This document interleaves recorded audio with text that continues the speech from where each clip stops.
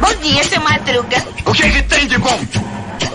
Bom dia pra quem? Fique por dentro das notícias do dia da pior forma possível. Apresentação: André Arruda.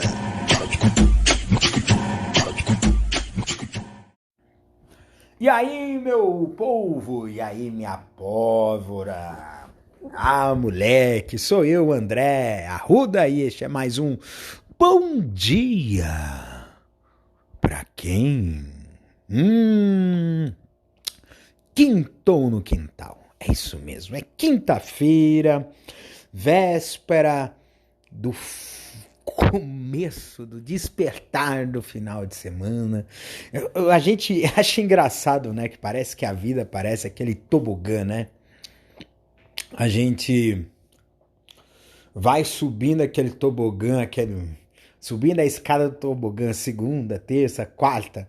Aí quinta-feira já tá quase chegando lá em cima. Opa, tô vendo. Sexta-feira já vê tudo. Aí quando vai ver, desce o tobogã, era sábado e domingo. Às vezes passa rapidinho, né? E é assim, né? A vida é assim mesmo, né? A vida é essa sucessão de altos e baixos, momentos de esforço e momentos de deleite, né? E vamos às notícias do dia, né? Então, para começar, o Banco Central ontem aumentou a taxa básica de juros para 12,75% ao ano. É o maior nível em 5 anos, tá? Desde fevereiro de 2017, a taxa básica de juros não chega a esse patamar, né? Só que essa questão da taxa básica de juros é um remédio que não faz mais tanto efeito, porque o que você vai fazer? Esse taxa básica de juros vai fazer com que os investimentos acabem indo para compra de títulos do governo, que estão pagando mais. E isso vai tirar o crédito do mercado, porque os bancos não tiram dinheiro do rabo para emprestar para os clientes. O dinheiro que eles usam para emprestar são das pessoas que investem, né? Então, basicamente é isso. E aí, gente, o que acontece? Se tem menos dinheiro para emprestar, significa que o dinheiro vai estar mais caro. Então, o financiamento, o crédito, vai ficar mais caro. Pedir dinheiro emprestado vai ficar com taxa mais alta. Só que aí tem um outro detalhe também, né? As empresas, para produzir, para fazer troca de maquinários, caramba, quatro, precisam de crédito para levantar o dinheiro, né? Para poder fazer os seus investimentos, né? E isso faz com que haja um freio na produção. Entendeu? Fazendo um freio na produção, aí que está o grande problema, né? Porque se você diminuir a capacidade produtiva, também vai diminuir os empregos. E aí, menos pessoas empregadas serão mais pessoas com pouca renda. E mais pessoas com pouca renda fazem com que diminua também a demanda. Isso mexe com a oferta, isso também mexe com os preços. Ou seja, é um remédio amargo, só que assim, tem muito preço que não quer nem saber disso, né? Então, por exemplo, o preço dos combustíveis, política de preço da Petrobras, que é baseado no preço internacional, é o dólar lá. As commodities, as coisas de alimentação, você tem a demanda também externa. Então, o agronegócio está ganhando muito dinheiro com esse dólar alto, né? E está exportando. Só que quando você manda tudo para fora, o mercado interno fica desabastecido. Então é um remédio que já não está funcionando adequadamente. Porque é necessário um monte de coisa para trabalhar com isso. Você precisa trabalhar com câmbio, você precisa trabalhar com estoques reguladores para evitar o que aconteceu aí do preço do tomate chegar mais que o dobro, o preço da carne mais que o dobro, o preço da cenoura mais que o dobro.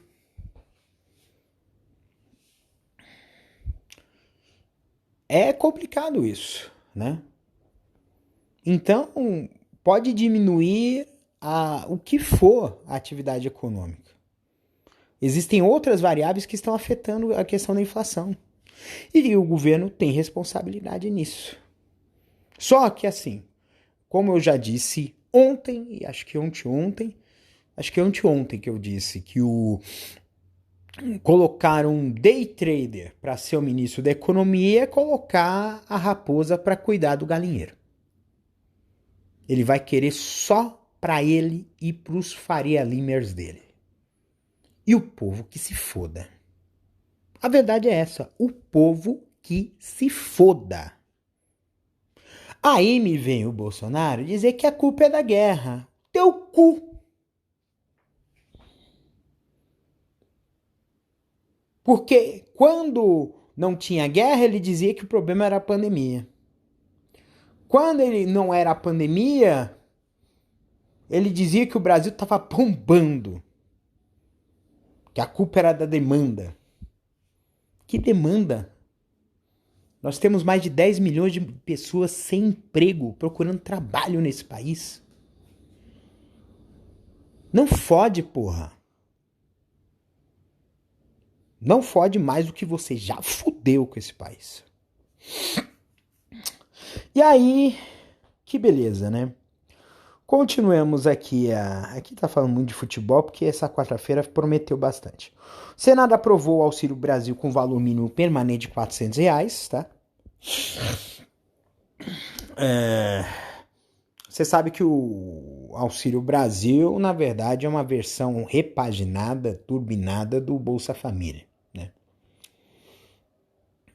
Só que a única coisa que se periga de um auxílio desse sentido é que ele deixa de ter uma função, porque a função do Bolsa Família é fazer com que as gerações futuras consigam escapar da situação de miséria.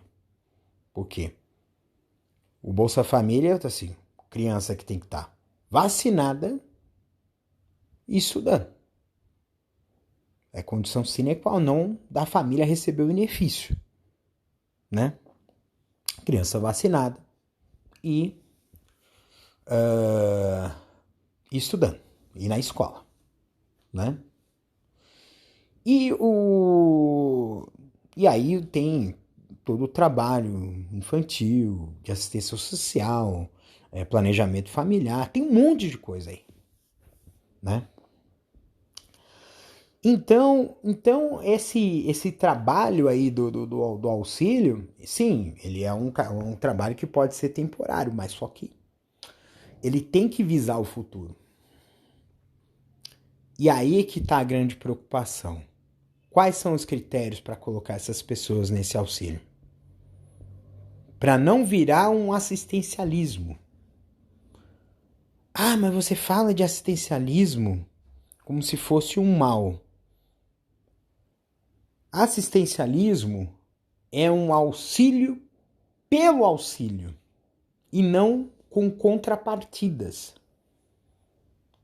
Porque é necessário sim ter contrapartidas para que essas pessoas consigam sair dessa condição de miséria, se desenvolverem. E assim vai haver mobilidade social. E assim vai ter jovens se desenvolvendo, indo para a faculdade. Pessoas que... gerações, né? Que estavam na década de 2000, né? para a década de 2010 conseguiram ter esse salto. Então a gente precisa trabalhar bem isso, para que as próximas gerações sejam melhores do que as atuais. E não se tornarem escravos e reféns de uma situação de miséria imposta a essas pessoas, né? Bem, a Câmara dos Deputados aprovou o piso da enfermagem. Isso é muito importante porque a categoria de enfermeiros não tinha um piso salarial, isso é muito importante. Tem aqui essa treta do Silveira com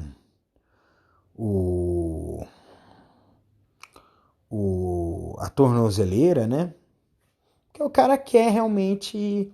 Na verdade é o seguinte, a impressão que tem é que Silveira tá fazendo realmente a mando do Bolsonaro. Assim, eu vou fazer, vou forçar ao máximo essa questão com a STF. Por quê? Porque se eles ultrapassarem, nós vamos entrar em guerra. Essa é a ideia que eles estão tendo. Por isso que a gente percebe assim, putz, o STF não pode acabar com esses filha das putas? Poderia, né?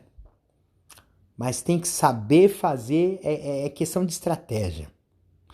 É saber fazer um movimento que não leve a um contragolpe. É o que eu tô entendendo, né?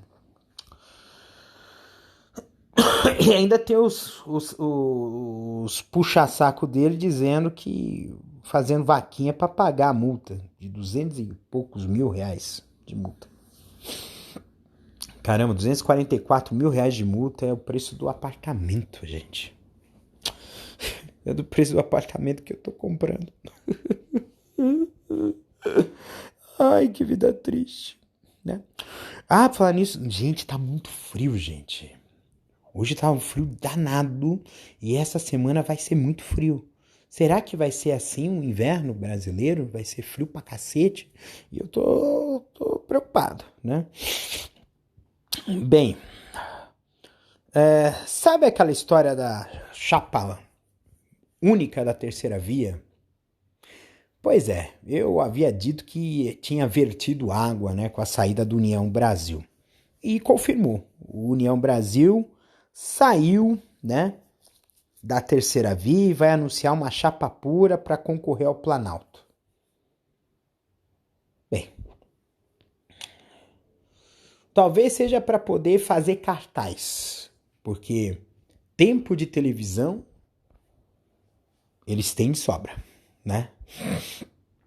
Mas nome com carisma para apresentar a Planalto não tem. Me desculpa, 2022 é a disputa entre Lula e Bolsonaro. O restante é coadjuvante. Até o Ciro, ao meu ver, está sendo coadjuvante. E está sendo coadjuvante em parte por causa dele mesmo. Por causa desse tal do fora todos, né? Atirar para todos os lados, ser franco atirador. Ele ataca mais o Lula do que o Bolsonaro. E ele sendo de esquerda, ele tem que ter um pouquinho de senso. Ele ataca o Bolsonaro, sim. Mas o que está mais repercutindo, as declarações de ataques dele, as que repercutem mais são os contra o Lula. Por quê? Porque a mídia safada desse país aplaude, porque não gosta do Lula. E porque é agradável aos bolsonaristas dizer esses briguem, desgraçados, briguem.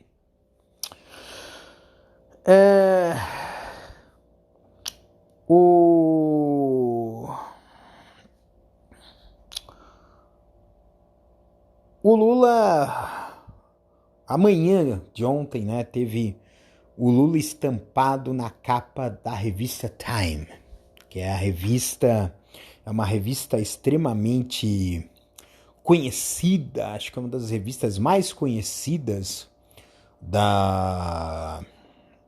do mundo, né? Dos Estados Unidos, né? Que, na verdade, a revista Time, né? Ela inspirou, né? O modelo da revista Time inspirou outras revistas, a Veja aqui no Brasil, a Época, a Isto É, né?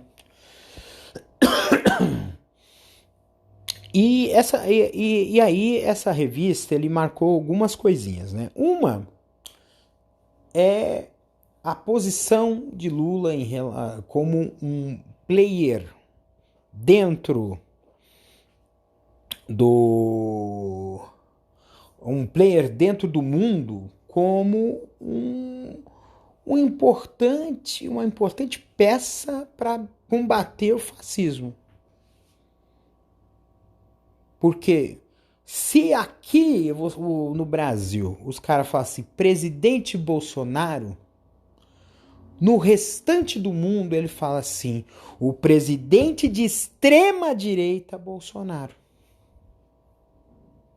Que é muito diferente. As pessoas tratam o Bolsonaro com eufemismos. Por isso que ele tá na boa. A imprensa desse Brasil é cúmplice disso. É cúmplice. Porque se tratasse o Bolsonaro como ele realmente é e não com eufemismos, a coisa mudaria de figura. Entendeu? O presidente Bolsonaro. É uma tradição, né? Uma tradição dessa mídia brasileira. É tradição da Globo, do SBT, da Band, da Folha, da Veja, do UOL, da Isto É. Tratar o governo com uma certa bajulação. Tratar o governo com uma espécie de respeito excessivo, mesmo que esse governo seja uma merda. Porque o governo Sarney foi uma merda. O segundo governo Fernando Henrique foi uma merda. O segundo mandato de Fernando Henrique foi uma merda. O governo Temer foi uma merda. E esse governo do Bolsonaro é a merda das merdas. É o pior governo se considerar todos os períodos em que o Brasil viveu a democracia. Inclusive a democracia fake entre 1889 e 1930. Porque era uma oligarquia, porque era voto censitário, porque a mulher não podia votar, a mulher só começou a votar depois quando teve a primeira a eleição, quando teve se eu não me engano, foi na Constituição de 34.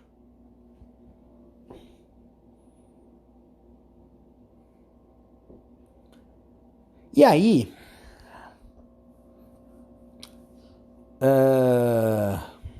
depois do Estado Novo, né?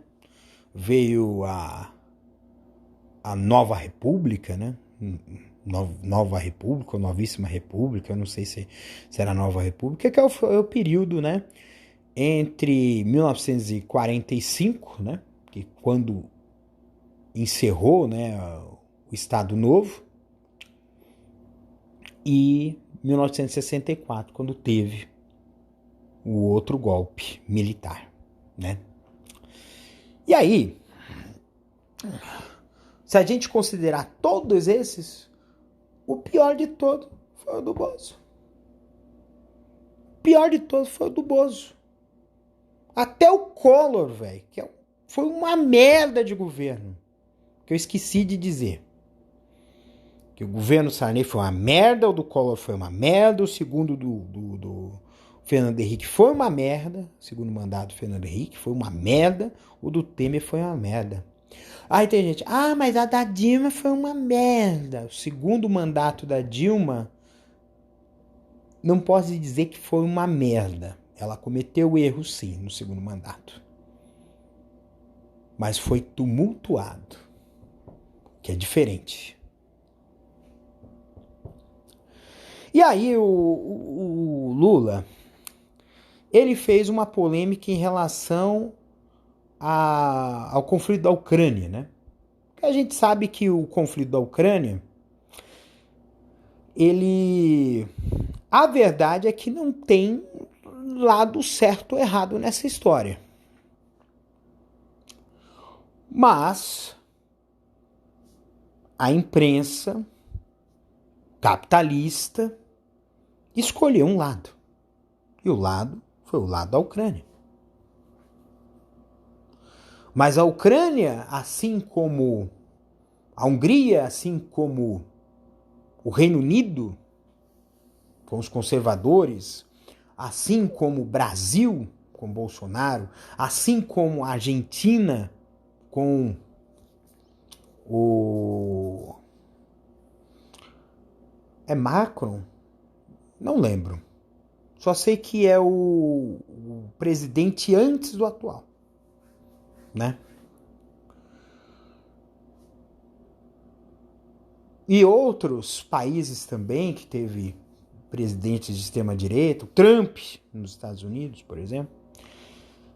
Esses países, esses governos, eles subiram ao poder através da negação da política, que na prática isso é fascismo. É o neofascismo. E muito foi da negação da política. Da pecha de que o Estado é corrupto. O Estado não é corrupto. O Estado é corrompido. E muitas vezes é corrompido pelo capital. E esse é o ponto que deveria ser colocado. Só que aí o capital tem a mídia.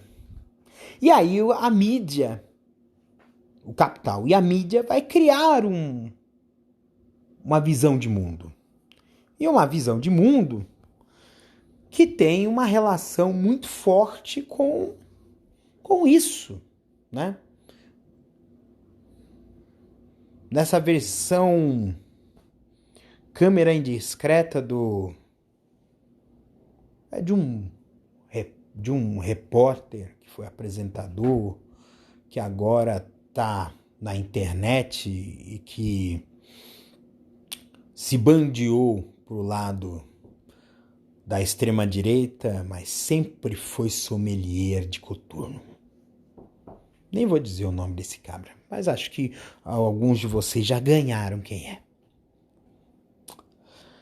E é a visão do senso comum, de que a política não nos representa, de que o Estado é corrompido, de que o mercado é um grande provedor. Daí aquela história ridícula do neoliberalismo, né? E tudo mais. Porque isso faz com que o jogo da política fique nas mãos de poucos. Porque é essa a ideia. Nas mãos de poucos, que é as mãos do capital. A sociedade civil fica de fora. Na verdade, a ideia é fazer com que a sociedade civil, que as instituições, que as associações de bairro, que os sindicatos, que os trabalhadores tenham uma visão clientelista do Estado. Abram a boca quando estiver precisando, mas que obedeçam fielmente aquilo que a gente está mandando. E é esse ponto que a gente precisa colocar em voga aí, tá? E aí é que esse modelo, ele cria heróis e vilões. Escolheram Lula como um vilão. Então, tudo que ele disser vai gerar polêmica, como essa história da guerra. Porque em guerra, em situação de conflito, não tem essa de certo ou errado. É um conflito. Ah, mas você está falando que sobre o neonazismo, né? Tanto é que dizem que o Putin vai declarar guerra à Ucrânia daqui a alguns dias, que é o dia... eles chamam de Dia da Vitória.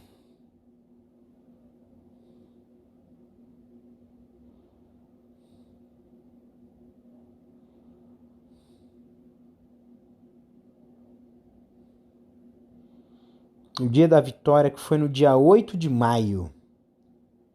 Dia 8 de maio, eles vão... Dizem que a Rússia vai fazer oficialmente uma declaração de guerra à Ucrânia. Porque tem a simbologia, né?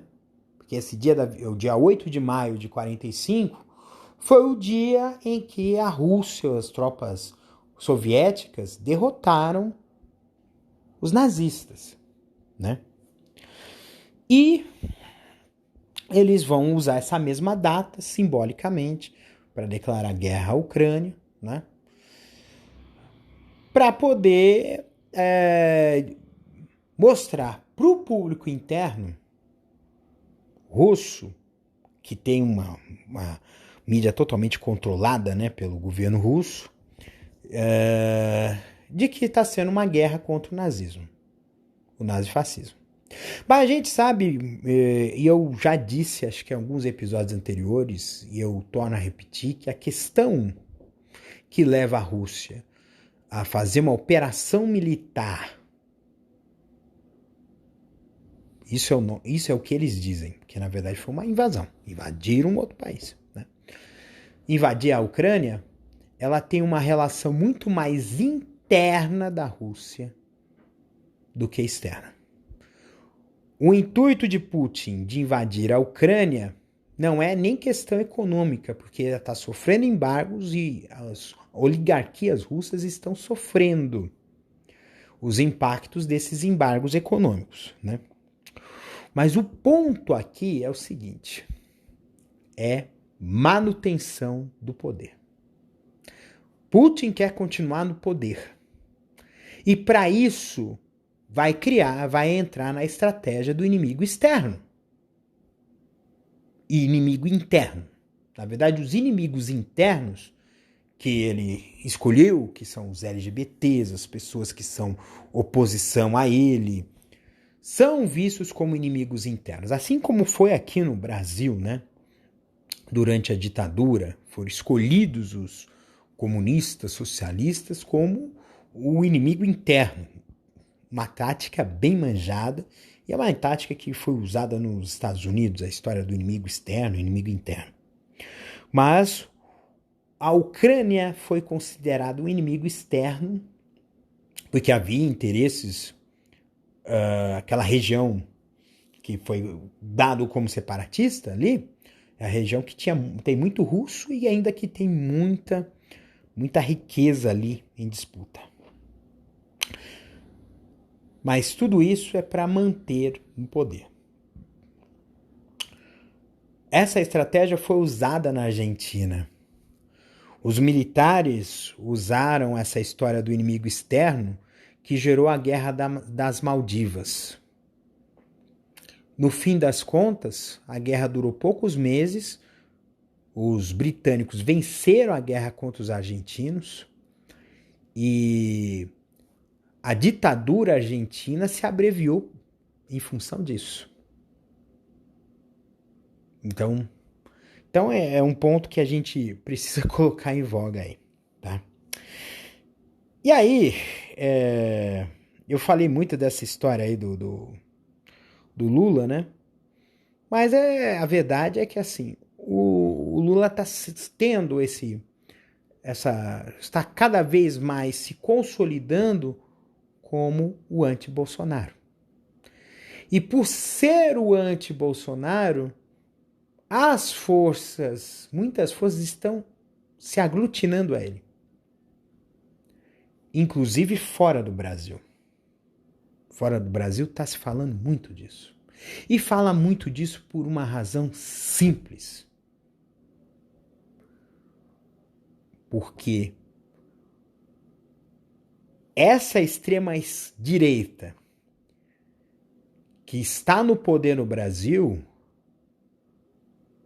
se tornar vencedora, vai gerar o que a gente chama de dog shuffle, que é o apito de cachorro, que vai acionar outras extremas direitas no mundo todo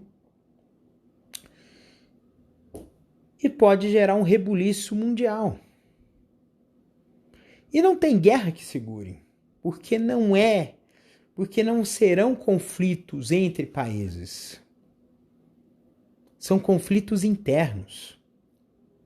E são conflitos internos, inclusive, que vai ter o nacionalismo, o protecionismo. Então vai ter tudo isso nessa jogada aí. Pessoal da Mega Sena. Teve uma aposta de Santa Catarina que ganhou. Levou o prêmio de quase 59 milhões de reais. Que droga. Podia esse dinheiro ser meu, né? Mas eu não apostei. Fazer o quê? Faz parte. Teve Libertadores e não posso deixar de ter uma menção honrosa ao Real Madrid, né? O Real Madrid estava perdendo de 1-0. O jogo de ida foi 4-3, então eram 2 gols de desvantagem. Em 2 minutos, Rodrigo faz 2 gols, leva a disputa para a prorrogação e depois tem um pênalti a favor do Real Madrid que sacramenta a classificação do Real e a eliminação do City. Na minha opinião, o Guardiola, eu sempre falo assim, Guardiola, quando ele perde, assim, ele é eliminado da Champions, eu falo assim, o Guardiola guardou a viola, né? O Pep Guardiola, ele foi bem no primeiro tempo, porque segurou o ímpeto do Real, inclusive fez bons ataques, foi bem no segundo tempo até a metade, quando estava ganhando de 1-0. Depois, quando tomou a virada, parece que perdeu o controle. Tá? Perdeu o controle. No segundo tempo da prorrogação, o time do City estava naquela correria, naquele abafa, desorganizadíssimo. Perdia erros bobos, quando tomava contra-ataque fazia falta besta. Teve um caba lá eu acho que, assim, o jogador que acredito que foi um dos que teve uma atuação mais infeliz do City foi Sterling. Fez falta, tomou amarelo, errou ataques, errou jogadas. Foi muito infeliz, né? E agora vai ter em Paris um grande jogo, né, entre Liverpool e Real Madrid. Vai ter muita taça em jogo. O Real Madrid buscando a 14º título da Champions. Não é pouca coisa, tá? E com esses jovens que estão aí, na verdade essa mistura, né? Vinícius Júnior, Rodrigo, Casimiro, esqueci o nome do Militão, Benzema, Courtois. Eu diria que pela disputa que vai ser no final do mês de maio, parece que o Real ele está em melhores condições do que o Liverpool de ganhar essa Champions, tá? Essa é a aposta que eu faço. Tá mais pro Real do que porque assim, o Liverpool ele jogou com o Villarreal, tá? Foram 2 vitórias, é verdade. Mas as 2 vitórias só foram efetivamente construídas no segundo tempo do Liverpool. O Real Madrid teve pedreiras pela frente. Enfrentou o Chelsea, enfrentou o Manchester City, que são 2 equipes que estão muito bem no campeonato inglês. Eu não sei como é que tá o Chelsea, mas eles estão lá para cima lá. Chelsea, Liverpool, Manchester City, né? Manchester United eu nem sei como é que ele tá. Parece que eles estão meio mal das pernas, mas segue o baile, né? O fato é que vai ser um grande jogo e é uma partida só. Então vai ser um jogo memorável, mais um, né? Para a história da Champions, a Liga dos Campeões da Europa, e brasileiro é o que não vai faltar, tá? Gente, quintou no quintal, já é quinta-feira, já putz a grila, mais um episódio quilométrico. Realmente eu preciso medir melhor as minhas palavras e caiu um negócio aqui, tudo bem. E o fato é que assim, essa quinta-feira a gente tá friozinho, né? Sabe uma coisa que a gente tá faltando muito, apesar que a gente tá com essa preocupação que parece que a Covid tá começando a voltar. E quando tá esfriando, os problemas respiratórios também aumentam, né? Eu fiquei gripado semana passada e ainda tô me recuperando ainda. Mas, assim, uma coisa que acho que a gente precisa exercitar muito é a questão do calor humano, né? Sabe aquela coisa de... Esse calor humano não precisa ser aquele abraço caloroso, não. Às vezes uma palavra doce, uma atitude cortês, uma gentileza. Isso também é calor humano. É calor humano porque é encontrar a outra pessoa com uma visão mais receptiva. Receber o outro. Acho que é uma coisa que a gente precisa ter em mente, né? Porque a gente está muito nas nossas panelas, muito nos nossos iguais. A gente precisa quebrar um pouco as nossas panelinhas. A gente precisa conhecer outras pessoas. A gente precisa ver as outras pessoas com um olhar mais empático. Por que não? Então vamos exercer isso, né?